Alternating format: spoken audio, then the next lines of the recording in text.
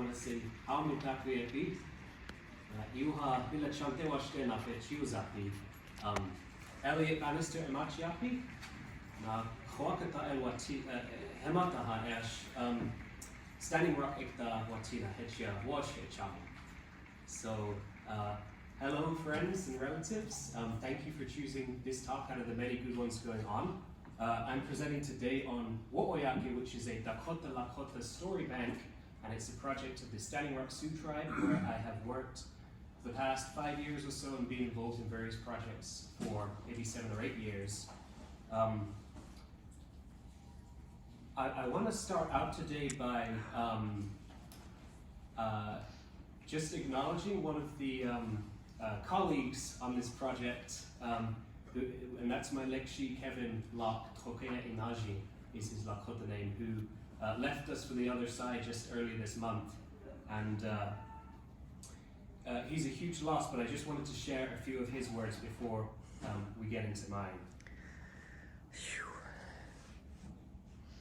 And this is a document, very famous document in the annals of the field of musicology.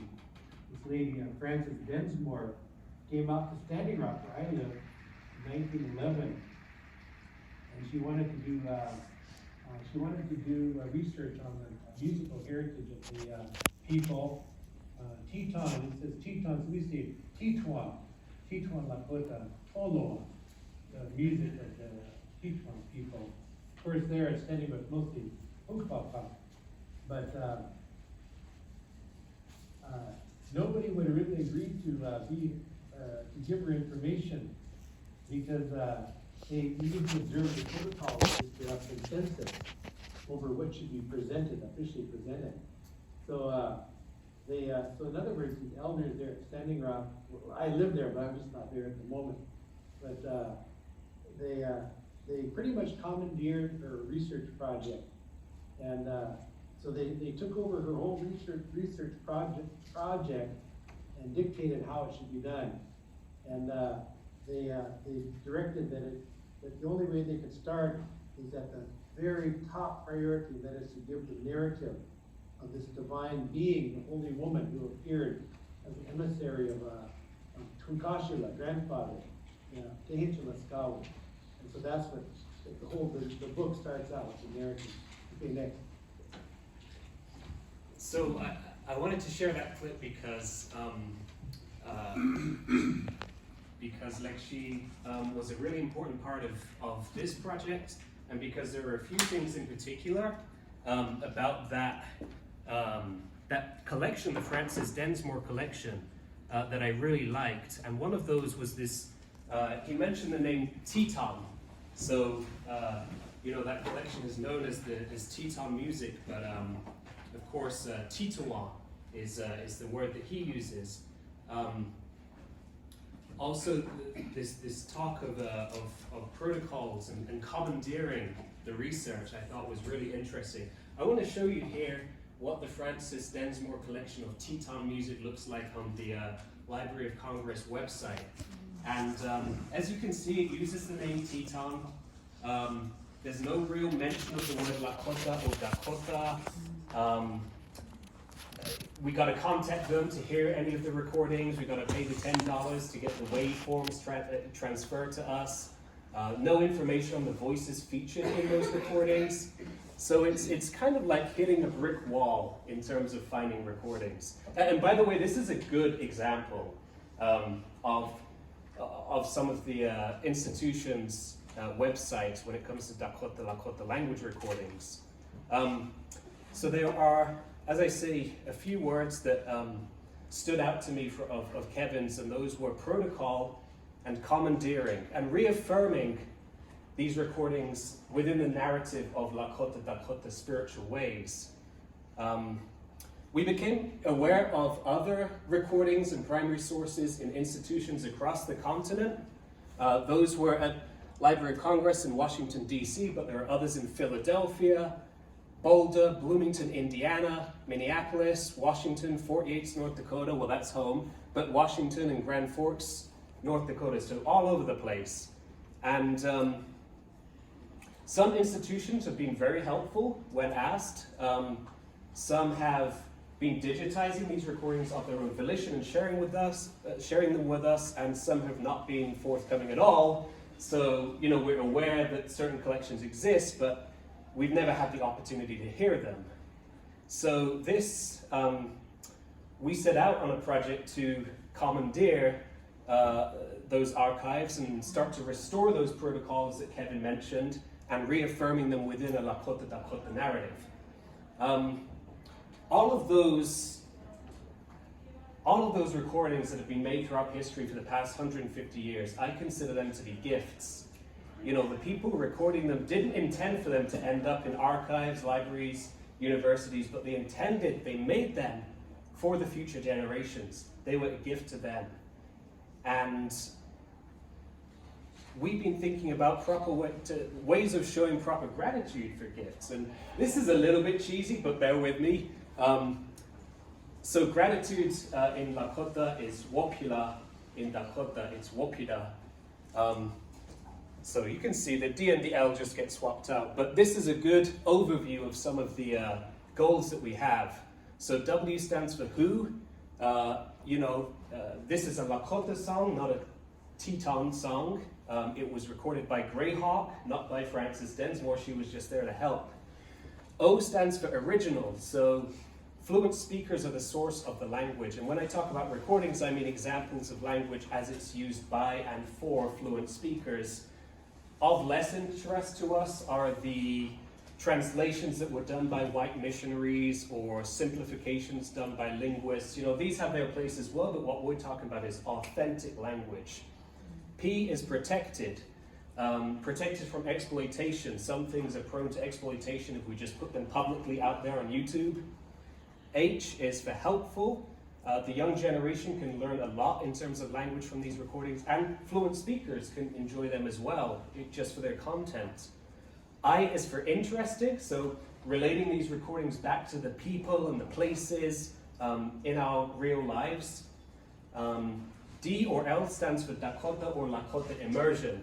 So when I say that, I think of the 30 or so kids who are in the immersion school at Standing Rock, and what digital resources will they turn to, in 20 years' time when they're older. So we're not just creating an archive, but a Dakota Lakota encyclopedia for them.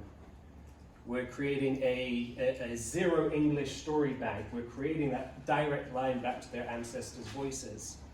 And A stands for accessible, so making sure that these recordings are accessible to tribal members, however far they live away from Sitting Bull College or the Tribal Administration Building in Fort Yates, across Standing Rock and across the continent. So here we are today. I'm going to give you a tour of the website that we've built, because I think that's better than just talking about it. The first thing you'll notice if we go to browse recordings, there's nothing that comes up, and that is because there's nothing that we want floating out there on the internet for anyone to access. So I'm going to log in.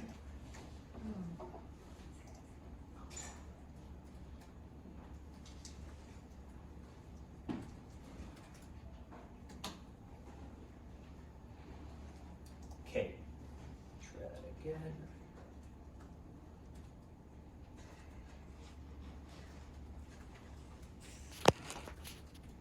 This might be a very short presentation if I can't get in.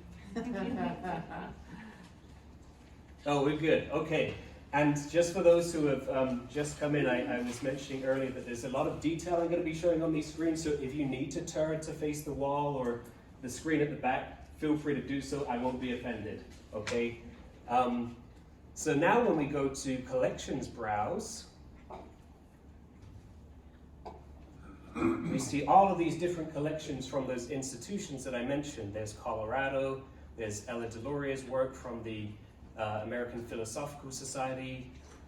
If we go down to, here's a photograph of Frances Densmore, and we've renamed that collection Standing Rock Songs. And we have a few songs in there. We have about 8 songs in there now. I'm going to go to one here, Song of the Crow and Owl. Is this clear enough for most folks? Okay. I'm not going to play the audio now, but I am going to show you some of the work we've done with the metadata. We do, of course, credit it to Densmore. She helped in the recording, but we also credit Robert High Eagle, who was the man who worked with Densmore to create the word-by-word translations, which you can see here on the right, and also Shiaka. And if we click through to Shiaka, this is the voice of the singer in the recording. So as you can see, people have their own pages, and the same goes for places as well. If we scroll down, we can see that the place of creation for this song is Standing Rock. So I'm going to take you to Standing Rock right now. So this is base camp, all right, for our little presentation today. And if you don't know where Standing Rock is, that is Standing Rock Nation right there. It straddles, or I suppose it is divided by the colonial line of North and South Dakota. But if we zoom out, we see that we're in the kind of northern plains area. So that is Standing Rock. And for each place page, we have two lists. We have an automatic list of all recordings that are created in that place. So here's a list of Standing Rock created recordings. And we also have an automatic list of phrases from within the recordings that mention the name Standing Rock. So an example there. And this year there has been a great dispute among the Standing Rock people, which in this case relates to some argument going on back in 1908, but there's just an example of it. So if we look at recordings created at Standing Rock, let's find a good one here. Oh, I'm gonna click through to this one. Iktomi conquers Ea, the eater. And the summary here is Iktomi and Ea. Iktomi is, to give a long story short, it's a kind of trickster character in Lakota and Dakota stories. Iktomi and Ea is a giant, meet and try to overpower each other with magic until Iktomi tricks Ea into visiting a camp where, with the aid of the warriors, Ea is killed. From his body emerge the countless tribes he has eaten, and they repopulate the earth. So that sounds like a good one. We'll open that up. So what we see here when we open that on the left-hand side is the exact transcription of that story, line by line. And we can also look at it with this button, phrase by phrase. So here we have an English translation to go along with each line, which is awesome for language learners. So I'll read out that first sentence there.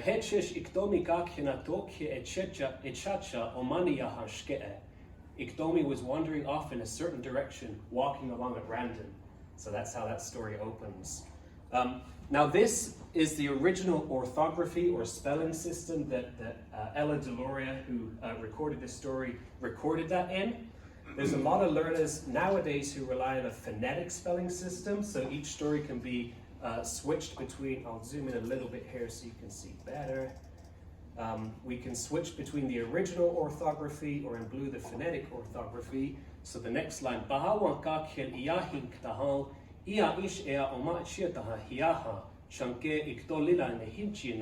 just as he reached the hilltop, Ea the eater also reached it, coming up from the other side. So Ikto was much frightened, and so we have a phrase by phrase version of that story, and if we mouse over on particular words, you can see the word by word translation as well. Uma, other, Echiata, from, Hiaha, he reached the top. So those are some of the features that we've built, and I'll scroll down to the metadata here. Here's a nice picture of Iktomi facing off with Ea. We can see we see that Ella Deloria was the one who recorded that story. If we go to this story, it's only within the last couple of weeks that we've been allowed to share this story, because there are certain stories in Lakota Way that can only be shared after the first snow. And we had the first snow a couple weeks ago in North Dakota. So we have added, under rights and licensing, a label here. If you're familiar with the traditional knowledge labels, this one indicates that there is seasonal considerations to be had with this story. If you don't know about traditional knowledge labels, get in touch with the local context team who are here in this audience and elsewhere at the conference. And you know, it's an awesome way of applying some of those labels that don't make it into the big institutions. So we don't know who the original author of this particular story is, who the storyteller was, but we do know that it was recorded, that it was scribed and translated by Ella Deloria. Her Lakota name was Ampetu Ashtewi, and she was born on Yankton, but did a lot of her field work and recordings and a lot of her life's work at Standing Rock, which is why we're so grateful to her. There's a beautiful photograph of her there. This is the auntie of Vine Deloria, who I'm sure most of you are familiar with. Perhaps she's a relative to people in this room as well, so forgive me for speaking on her behalf. But like the place pages that we just saw, people pages also have a list of any phrases in which they are mentioned throughout the recordings. So we can see here, zoom in a little bit so you can see it clearer. There's a nice phrase here about Miss Deloria All Saints School, Sioux Falls in Trokea Waiawa. There's another one here. Well, we can just click through to it and see what it is.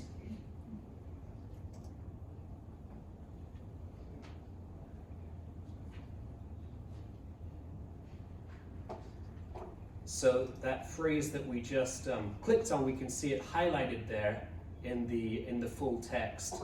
And if I go to phrase by phrase view again, I can see the translation. Miss Deloria went to school at All Saints in Sioux Falls and is a graduate of Oberlin College, Ohio, and Columbia University in New York. So if we look at the summary of this article, this is just it was written by Amos Wanroad, a fluent Dakota author, as you can see. And it's a profile of Ella Deloria, who at this time in her life had attended various schools and was now teaching physical education to young Native women. And the author compares the contemporary lifestyle at the time with the physically demanding ways of their grandmothers. So there's some beautiful language in this little newspaper article about the physical ways of, Dakota Lakota women, ehani, hauling water and foraging food. I don't know where that sentence is exactly. Another thing I want to point out here, if we scroll down under people, we see a list of the folks at Standing Rock who were involved in making this digital edition of this article. So research by Casey, that's Casey Fasthorse, Q-Bear, Quanah Bear, he did the translation and the word gloss for that. So if we open up a user profile there, this is Q-Bear's page. We can see as well other recordings that he's contributed to, because it is so important to credit and recognize the hard work that folks at Standing Rock are putting into this. And I'll talk a little bit more about that later. Just going back to that article, if we turn on people and places, we can see these green and red highlights highlighting any of those people and places that are mentioned throughout the recordings. So this one is Philip Deloria, who was Ella's dad. His Dakota name was Tipi Sapa. If we go to All Saints School, click through to that, we can see where All Saints is. It's in Sioux Falls, in the southeast corner of South Dakota.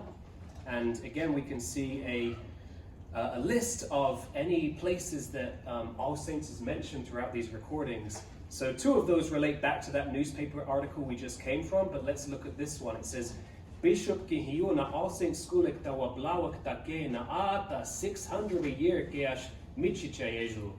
So even if you don't speak Lakota Dakota, you can figure out half that sentence, but we got a translation there for you as well. So I'm going to click through to that.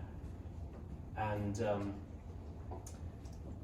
this one is a little different because it's not a written recording. This one is an audio recording. So let's just jump into that sentence and see if we can hear it. Kihiu na All Saints School at Tawablawak take na That's 600 a year at Miji Jaju. So that was just that single sentence, but we can keep playing the recording. Just to have a listen. Ta go down won't again at the Michigan. Oh, hello, Abala, as a chan, or not down, Abala, you can chan inat at Chanke, Theatre, or Galina, or kind of tick alarm, Metagalanam, Ena, tick alarm Chanke, Theatre, Waona, Hena, Awan Chabalake. Awan Chabalakina. I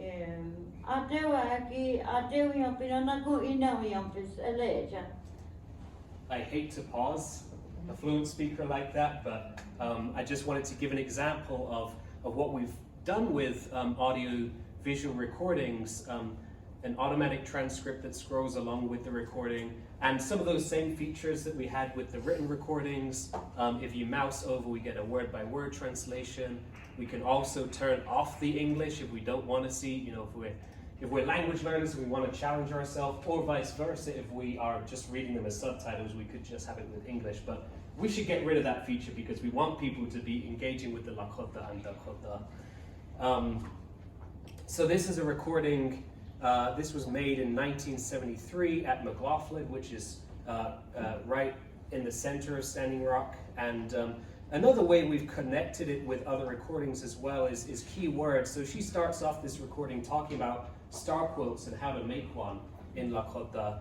And there are other things she talks about. She talks about fruit, her grandmother and the fruits that she used to harvest. So if we click through the fruit, we see there's another nice thing there about someone experiencing prickly pears for the first time. So if you learn nothing else today, you learn that the word for prickly pear in Dakota is umchekchitantanka.